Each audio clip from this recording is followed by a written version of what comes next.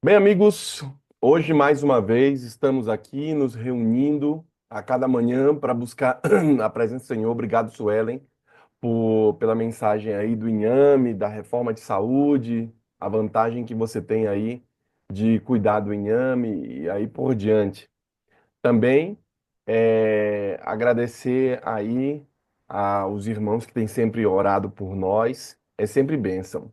Hoje, ou melhor dizendo, amanhã é o Dia Mundial do Jovem Adventista. E nós comemoramos em nossa igreja a juventude, né, do povo de Deus, como eles têm feito ali o trabalho ao Senhor. E por isso, hoje eu quero falar sobre esse tema do jovem adventista e quero falar sobre um jovem em específico que fez um balanço de sua vida no momento mais terrível de sua vida, que era num chiqueiro. Bem, eu quero que você, se tiver oportunidade aí, acompanhe comigo Lucas capítulo 15, versículo de 11 ao 24. Lucas capítulo 15, versículo de 11 ao 24, diz assim, ó. Ah, a parábola do filho perdido. Jesus continuou,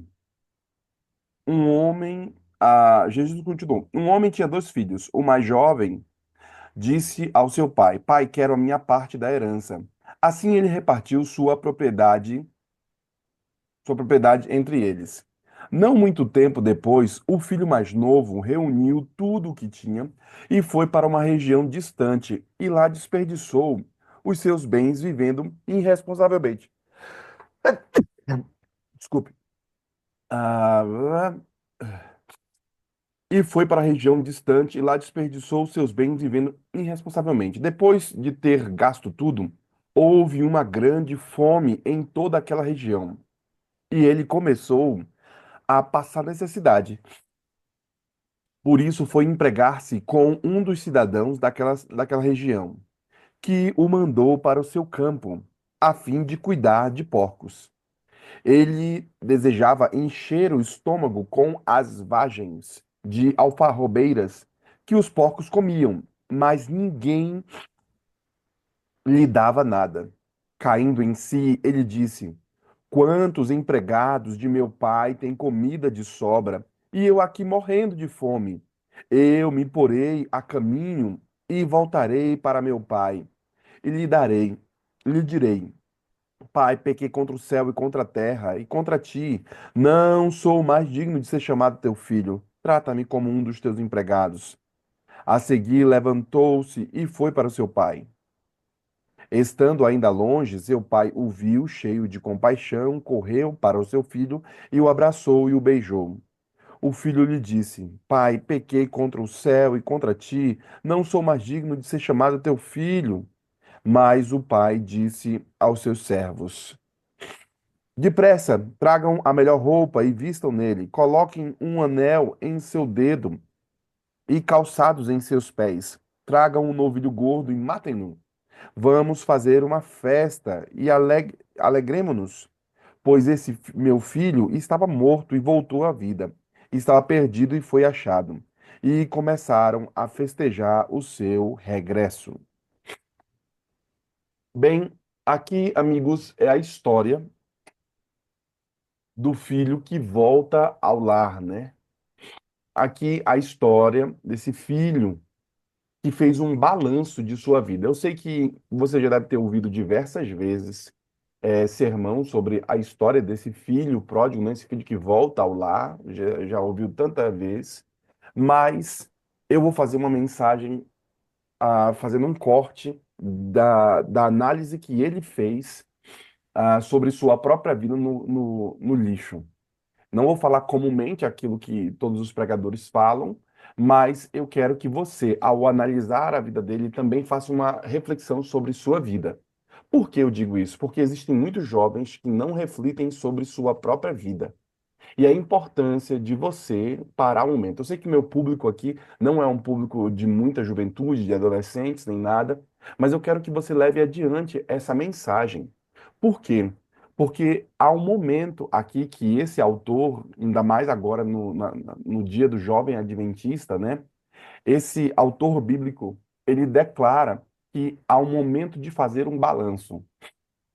Muitos fazem esse balanço no final do ano, né? Você vai avaliar ali como foi sua vida, como foi o ano e tal. Tem gente que nem faz esse balanço de como foi sua vida e continua numa situação difícil. Mas hoje eu quero que você avalie a história deste, sobre a perspectiva do balanço de vida que ele fez, para que você também faça um balanço de sua vida. É o momento em que o comerciante conta todos os seus bens, né? O balancete, nós chamamos ali, ele faz o balancete de quanto saiu, de quanto entrou e o saldo que ficou ali, os bens, as perdas que teve. O balancete, o momento do balanço de uma organização, de uma empresa, é o momento em que é preciso encarar os fatos para ver se houveram ganhos ou perdas. É sabido que muitas das empresas no Brasil elas acabam fechando depois de 2, 3 anos de aberta, porque muitos não sabem fazer a devida contabilidade, não fazem o balanço. E você, ao ler a história desse filho que volta a casa aqui, eu quero que você faça um balancete sobre sua vida, como você está com Deus, o jovem adventista, o irmão adventista. Também eu percebo que o jovem que fez o balanço de sua vida lá naquele chiqueiro, comendo ali as alfarrobas, né? A comida dos porcos, a lavagem lá, quando ele contou tudo, ele descobriu que havia sofrido uma grande perda. Ele vai e faz um balanço na sua vida, ele percebe, olha, longe de Deus, longe da casa do meu pai, não vale a pena. Ele perdeu tudo. E quantas vezes vemos jovens em nossa igreja que abandonaram a fé e que perderam tudo? Quantas vezes a gente percebe isso? Bem, quando ele contou tudo, ele havia descoberto que tinha perdido tudo. Não tinha mais nada, não tinha mais seu pai, não tinha mais o convívio da sua família, não tinha mais as coisas na sua vida. Eu, pastoreando aqui Freguesia do Ó, ah, eu tenho percebido e tenho visto alguns jovens que se afastaram do caminho e estão muito distantes e, humanamente falando, parece ser difícil trazê-los de volta. Alguns cometeram alguns pecados, alguns estão vivendo uma vida de pecados. Talvez seja o momento para fazer uma autoanálise. Talvez seja o momento para nós avaliarmos não nossa vida como igreja, mas para avaliar também o jovem, a sua própria vida. É um fato de que, quando leio isso aqui, a resolução que ele teve foi: levantar-me-ei, irei ter com meu pai. Ele teve uma conclusão quando ele fez esse balancete. Olha, eu já vi que eu perdi tudo. Alguns que estão me ouvindo podem ter perdido a família. Semana me ligou um irmão, líder, saiu de casa, deixou a esposa e 2 filhinhos, a esposa já não o queria mais, e ele chegou falando comigo, soluçando, rolos, rolos de vida. E, lógico, nessas horas a gente acolhe a pessoa e fala com carinho e amor à pessoa. Mas eu sei que muitos dos erros ali foram cometidos no momento de início. Ele tomou algumas decisões, como eu estou aqui há algum tempo no meu distrito, eu consigo ver o nascimento e a morte. Eu consigo ver o tempo todo, sabe? Quando o pastor chega, já não conhece a história passada. Mas neste caso, eu consegui fazer um pequeno balanço e avaliar um pouco dos erros que foram cometidos ali. É um fato de que ele pegou e eu, ao conversar com esse irmão, eu disse: olha, eu sei que você perdeu tudo. E ele soluçava falando comigo: sei que você perdeu tudo. Só não perca Deus. Venha para a igreja. Venha para o caminho do Senhor. Deus pode restaurar aquilo que a gente perdeu. Mas primeiro você tem que vir aos pés do Senhor. Você tem que estar na presença dele. E aí o irmão veio no culto. Eu espero que continue vindo na presença do Senhor, porque já havia quase um ano que eles não vinham à igreja. É um fato, irmãos, de que esse homem se levantou e disse: irei ter, esse jovem, né? Irei ter com o meu pai. Versículo 18. O que havia causado a tal perda aqui. E o que ele fez a respeito é o enredo do meu sermão. O que fez com que o irmão saísse da igreja, o que faz com que muitos jovens saiam do caminho do Senhor e o que esses irmãos fazem a respeito do estado que estão. Será que voltarão ao caminho do Senhor? Será que vão continuar na sua vida louca? Bem, havia ele pensado só nos bens. Você pode ver que ele pede para o seu pai para dar ali o dinheiro. Então, tem muitos jovens que abandonam a fé porque estão só pensando nos bens. Estão só pensando em ganhar dinheiro, em conseguir as coisas, ainda mais na vida corrida da América. Em vez de pensar em Deus, ou seja, usar a sua força de juventude para o Senhor, não. Eles estão pensando somente em ganhar dinheiro, somente na hype aqui do mundo, em correr atrás disso. E isso está levando muitos jovens para fora do rebanho. É um fato de que o versículo 11, o versículo 12, vem falando que ele só pensava no dinheiro. Pediu para o seu pai, me dê meu dinheiro, me dê minha parte e eu vou me embora. Esta é talvez a mais terna das histórias de Jesus Cristo que ele contou. Seja a história mais amorosa de um pai de amor que recebe um filho louco que perdeu tudo. Talvez essa seja a história de maior amor da Bíblia.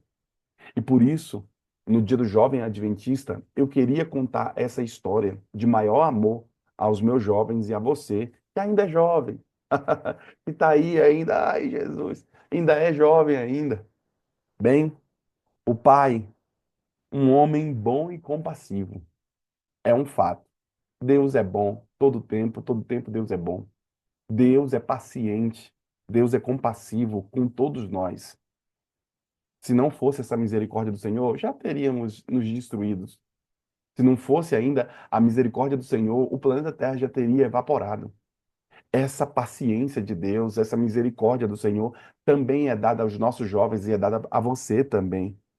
Eu também percebo, quando eu olho a história de um pai que recebe o filho, mesmo o filho tendo feito toda a desgraça que fez, a grande dor que ocasionou ao pai é explicitada também nesse texto.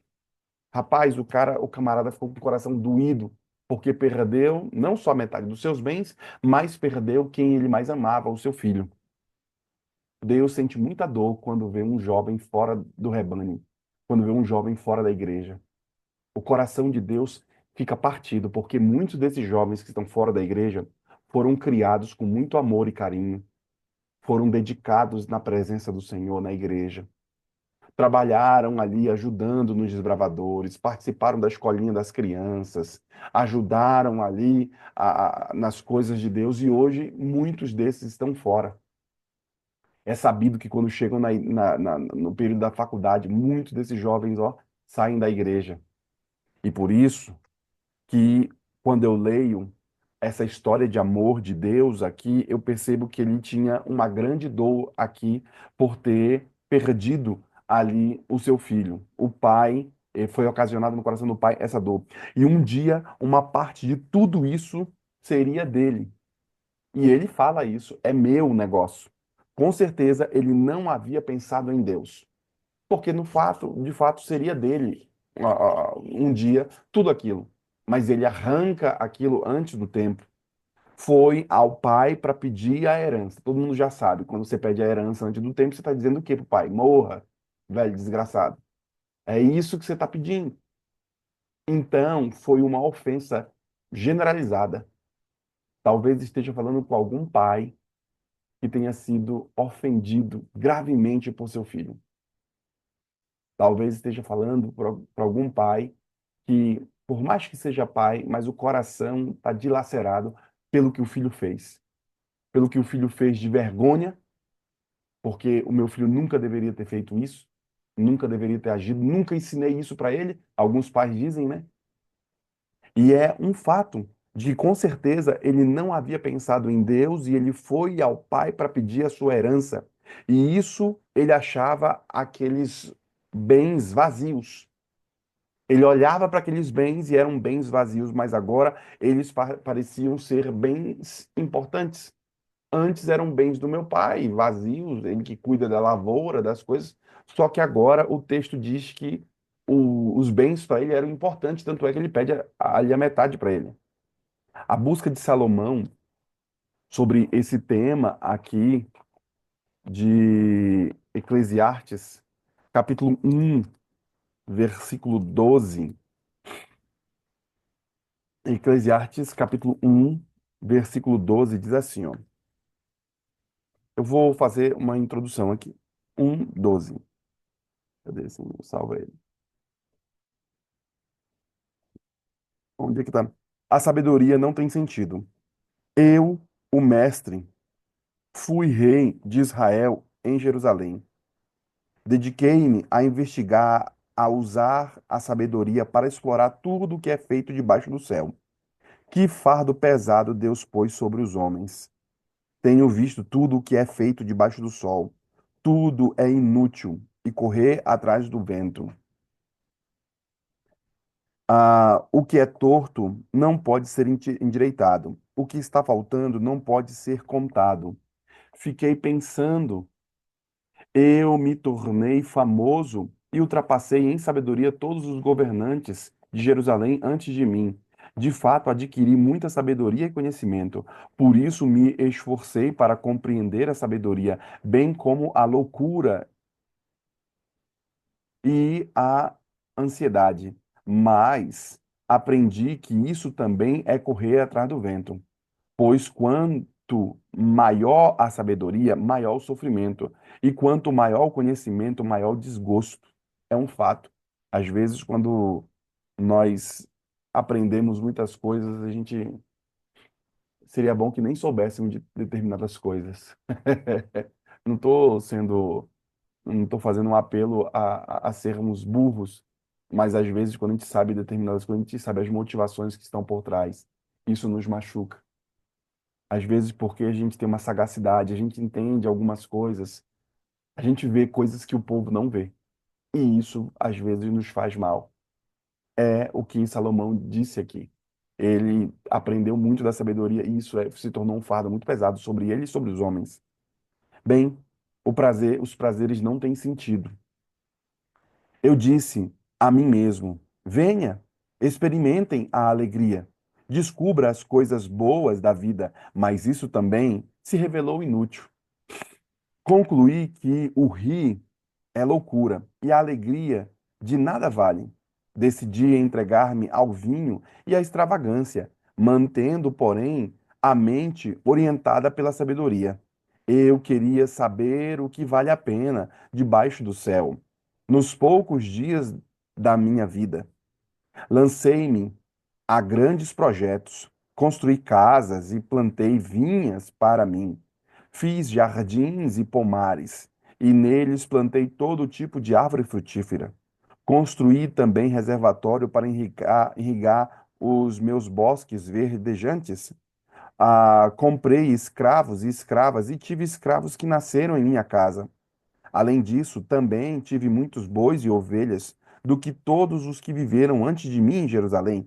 Ajuntei para mim prata e ouro, tesouros de reis de províncias.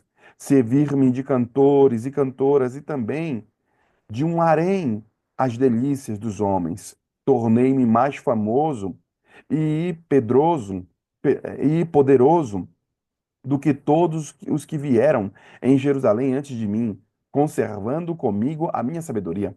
Não me neguei nada que os meus olhos desejaram. Não me recusei a dar prazer algum ao meu coração. Na verdade, eu me alegrei em todo o meu trabalho. Essa foi a recompensa de todo o meu esforço. Último versículo. Contudo, quando avaliei tudo o que as minhas mãos haviam feito e o trabalho que eu tanto me esforçara para realizar, percebi que tudo foi inútil. Foi correr atrás do vento. Não há nenhum proveito no que se faz debaixo do sol. Depois vem falando sobre a insensatez e a sabedoria. É um fato de que ele não foi o único que achou as coisas vazias. Salomão, quando você lê aqui, parece que ele diz assim: tudo é muito fugaz. Tudo que ele declara, qual foi a expressão que ele falou? tudo é correr atrás do vento, não há nenhum proveito no que se faz debaixo do sol. Quando eu leio essa história, havia ele pensado, esse jovem aqui com seu pai, havia pensado só nos bens em vez de pensar em Deus. Mas ele chega à conclusão de que esses bens que ele tinha eram vazios. Eu sei que ele chegou a essa conclusão a duras penas, pagando um preço muito alto de perdendo a metade dos seus bens. Mas a busca de Salomão também fez com que ele chegasse a esta conclusão. A mesma conclusão que o menino jovem ali nos porcos chegou, Salomão também chegou depois de muitos anos. Tudo é vaidade. Por isso, nossa vida, querido irmão, e se tiver algum jovem aqui, nossos jovens aqui do Goal Six, sua vida deve ser para a honra e glória do Senhor. Não vale a pena. Lembra que Isaías declara os seres flamejantes, né, os serafins, os seres mais poderosos do universo. Ele declara o quê? Que esses seres existem para dizer: Santo, Santo, Santo é o Senhor dos Exércitos. Pela eternidade, esses seres poderosos existem para declarar a glória do Senhor. Se são seres extremamente e infinitamente mais inteligentes que nós, se são seres mais fortes que nós, se são seres mais velozes que nós, eles chegaram à conclusão de que, olha, não existe nada melhor no universo todo, do vasto conhecimento que temos, do que declarar que Deus é santo, santo, santo, é o Senhor dos Exércitos. Eles chegaram à conclusão de muito estudo. E parece que nós ainda continuamos aqui nas nossas lutas diárias pensando que há algum valor nessa vida, pensando que há algum valor nas coisas. E aí os jovens, né, pensam que nunca vão morrer, né? Parece que nós amadurecemos depois dos 40, mas os jovens parece que nunca vão morrer, não estão preocupados com isso, não estão preocupados com um monte de coisa e estão preocupados com outras coisas que esses mais velhos chegaram à conclusão de que, olha, é fugaz. Mesmo para aqueles que tiveram bancarrota na vida, se deram muito mal, como o caso do jovem aqui, e aqueles que se deram muito bem na vida, entre aspas, né? Que tiveram tudo, como o próprio Salomão diz: olha, eu tive tudo, fiz a irrigação, plantei, construí, fiz tudo que eu queria. Meu coração mandava, mas eu cheguei à conclusão de que tudo foi muito inútil. Tudo foi muito sem muito valor. O jovem rico também é outro jovem, outro jovem aqui, Lucas capítulo 18, Lucas 18, versículo 18. O texto deixa claro o seguinte: do jovem rico, aqui, Lucas 18, versículo 18 até o 25. A parábola dos fariseus, jovem criança, jovem rico. Eu ia fazer um sermão do jovem rico. Certo homem importante lhe perguntou: Bom mestre, que farei para herdar a vida eterna? Por que você me chama de bom? Respondeu Jesus: Não há ninguém que seja bom, a não ser somente a Deus. Você conhece os mandamentos? Não adulterarás, não matarás, não furtarás, não dirás falso testemunho, honra teu pai e tua mãe. A tudo isso tenho observado desde a adolescência, disse ele. Assim, ouvi isso, disse Jesus. Falta-lhe ainda uma coisa: venda tudo que você possui e dê o dinheiro aos pobres, e você terá um tesouro nos céus. Depois venha e siga-me. Ouvindo isso, ele ficou tão triste, porque era muito rico. Vendo entristecido, Jesus disse: Como é difícil ao rico entrar no reino de Deus. De fato, é mais fácil passar o camelo pelo fundo de uma agulha do que um rico entrar no reino dos céus. Então, perceba aqui, querido irmão, o caso do jovem rico, outro que só pensava nos bens, outro que estava envolto somente das coisas terrenas. E aí, então, quando Cristo faz um chamado a ele para trabalhar, meu Deus, não dá não, pastor, o senhor não sabe como é que é. Ixi, eu tenho muita coisa para fazer, meu Deus do céu. Um ano em missão? Parar um momento para entregar minha vida a Jesus Cristo? Não, não dá. Eu tenho muita coisa. Se o senhor soubesse, pastor, é que o pastor não pensa nisso, nessas coisas, mas se o senhor soubesse, pastor, muito jovem fala. Jovem rico perdeu a maior oportunidade da vida dele. Se há um empreendimento, o maior empreendimento é levar a sua vida, a sua família para Deus, para o céu. E talvez muitos só deem valor quando perderem, como foi o caso do jovem aqui do chamado filho pródigo, né? Bem, a vida desse camarada. A sua vida pode estar dizendo algumas coisas ao Pai Celestial. E a vida dele também estava dizendo: quero minha parte dos bens. Tem gente que está falando só que quer as coisas terrenas. Deixarei, inclusive, a Bíblia, se for necessário, para obter isso.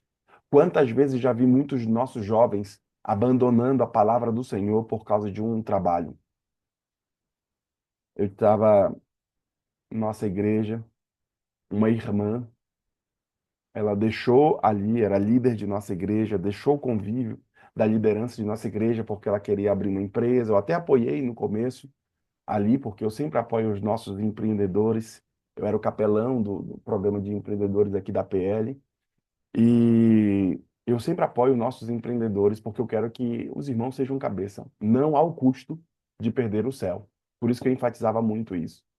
E essa irmã abriu sua empresa e ela sempre está fazendo os vídeos e tudo. E aí eu já comecei a ver ali ela com os brincos, já vendo ela com as suas unhas, as suas coisas. Eu falei, olha, tá, tem algum DNA dentro dela, tem algum micróbio dentro dela que vai afastá-la. E eu ainda digo mais, isso pode correr o risco dela perder o casamento. Eu não sei se vai valer muito a pena ganhar esse mundão de meu Deus, e ela está nessa luta, ganhando ali, buscando, ao ponto de perder sua filha, ao ponto de perder suas coisas. Eu sei que não é fácil, porque cada cabeça é um mundo, e as pessoas, elas têm pensamentos divergentes e diferentes, e isso, eu acho que esse pluralismo, ele é importante, é até bom, mas não ao custo de perder o céu, não ao custo de perder as coisas do Senhor. Deixarei, inclusive, a Bíblia, se for necessário, para obter esse sonho. O que tem de jovem nosso que estão deixando a igreja, a Bíblia, as coisas de Deus, para obterem seus sonhos de prosperidade, de conseguir, ainda mais no mundo de hoje que o evangelho está muito, muito evangelho próspero, né? A nova prosperidade aí, os coaches da vida, e eles estão pregando Bíblia com amor, com trabalho, e se você é bem-sucedido é porque você é de Deus. Que dizer então dos profetas? Muitos deles foram mal sucedidos se formos olhar para a vida humana. Um morreu, os discípulos então não teve nenhum que prestasse. Tudo, o melhorzinho morreu ali na ilha de Pátimo. O resto, tudo foi uma vida difícil. Bem, Paulo, o maior pregador do evangelho, ele foi do luxo ao lixo, né? Vocês sabem que Paulo foi de perseguidor a perseguido. Morreu preso, morreu daquela situação difícil ali. Então, perceba, querido irmão, eu vou parar por aqui porque o tempo não me permite, mas hoje falei a vocês uma introdução somente da história desse jovem chamado de filho pródigo que pede tudo o que tem. Será que você também não é um irmão que está colocando o reino terreno acima do reino de Deus? Quando chega no verão, parece que as igrejas aí na América esvaziam, né? Os irmãos estão trabalhando, trabalhando, trabalhando, trabalhando. No inverno vira tudo crente, tudo cheio de roupa, tudo empacotado. Mas quando é no verão, a igreja esvazia. Será que muitos dos nossos irmãos não estão mais em busca das coisas terrenas que a América pode proporcionar do que as coisas de Deus? E eu já vi muito casamento sendo fragmentado. O cara sai do Brasil, vai lá, a conversa é sempre a mesma. Veio para a América e tal, para trabalhar, para conseguir dinheiro, sempre para construir alguma coisa no Brasil. Ele já perdeu os filhos, perdeu a mulher, perdeu tudo, e aí está até fora da igreja. Quantas vezes eu já vi também outros aqui, eu lembro de um irmão, tem que tomar cuidado. Eu lembro de um irmão que ele deixou a mulher e os filhos aqui no Brasil e foi para a América. Aquelas conversas de sempre, né? Não, vou trabalhar porque o dólar tá alto, papá. E aí vou fazer a mágica lá, vou viver num buraquinho. E aí vou montando um patrimônio enorme aqui no Brasil. Perdeu o filho, perdeu a esposa, tá o lugar mais limpo agora. Quando ele voltou, não tinha mais nada. É um fato, irmãos, que tem muita gente que está trocando a barra de ouro pela barra do céu. É um fato de que havia esse jovem só pensado em bens em vez de pensar em Deus. Pensar só na carne em vez de pensar em seu futuro. Esse é um tema que eu vou abordar nos próximos sermões. O que tem de gente pensando só na carne? do que pensando no futuro.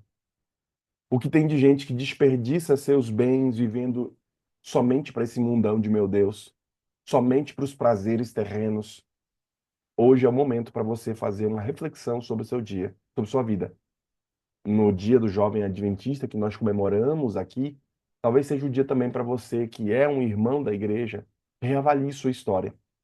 Será que estamos errando? Será que estamos errando com os nossos jovens? Será que estamos errando na criação? Será que os filhos dos irmãos estão errando? Talvez seja um momento para você refletir sobre sua vida, para não desperdiçar sua vida com os bens, porque ele só pensava nos bens e não em Deus. E aqueles que só pensam na carne em vez de pensar no futuro. É necessário que encaremos os fatos em vez de fingir felicidade. Tem gente que não encara os fatos, de que sua vida está sendo uma destruição para ti, que o fato de você afastar-se de Deus, você está perdendo é muito. Não perdendo somente os bens, porque isso vai ser tirado também. Saiba de uma coisa, o que você ganhou a duras penas longe do Senhor, então o diabo tem poder, então ele vai tirar isso daí. Há uma autoridade dada ao inimigo das almas, saibam disso. Ele ainda é príncipe desse mundo e ele vai arrancar tudo que ele puder, porque ele só vem matar, roubar e destruir. Se ele não pudesse matar, roubar e destruir, é porque não havia autoridade sobre ele. Mas a autoridade, por quê? Porque ele tem dada por Deus. É óbvio que aqueles que estiverem ao lado do Senhor vão ter tudo de novo. Perder as coisas aqui para ganhar o céu não é perder nada. Perder a vida. Em nome de Jesus, não perdemos nada. Mas se você observar o que estou abordando aqui para os nossos jovens, para os nossos irmãos, talvez seja o momento para você reavaliar também sua vida. Se você está tendo tempo para estudar a palavra, se você está tendo tempo para buscar a presença do Senhor, porque o Gol Six é muito rotativo. Um povo que está aqui hoje, mas tem uma galera que já não está mais aqui conosco. A loucura da vida, o tempo, o trabalho, as coisas, muitos não estão. Tem muita gente que vem aqui no Gol Six só para pedir oração. Quando tá doente, tá tudo ruim e tal. Ô, irmão, salva ele. Cadê o irmão? Sumiu. É, a doença foi embora também. Eu conheço uma galera assim. Você que participa do Gol Six aqui, eu tô 3 anos com vocês. Você participa do Gol Six aqui, você já deve ter visto gente que já passou por aqui. E cadê o irmão? Perceba, queridos, de que tem gente que só está vivendo na carne e não está pensando no seu futuro. O Goal Six não é só um negócio para te abençoar, para te ajudar financeiramente, para te ajudar com oração, para te ajudar com a presença, mas o Goal Six é um processo de levar a pessoa para o céu. E é por isso que a cada manhã nós viemos aqui para buscar o Senhor. Por quê? Porque o que mais vale a pena no Goal Six é o ambiente, é estar com irmãos que estão no mesmo propósito, buscando a presença do Senhor. Esse ambiente que a gente não encontra em canto nenhum. No culto você não encontra esse ambiente, no culto na igreja. No culto de quarta-feira, dois, três gatos pingados. Você encontra nesse ambiente que nós estamos unidos aqui. Por isso a importância de você não pensar só na carne, mas pensar no espírito, pensar no seu futuro. Por isso a importância de você não pensar só nos bens, mas você pensar em Deus. Que Deus o ajude, que o Espírito Santo esteja sobre você e que a graça do Senhor esteja a nos guiar. Vamos orar.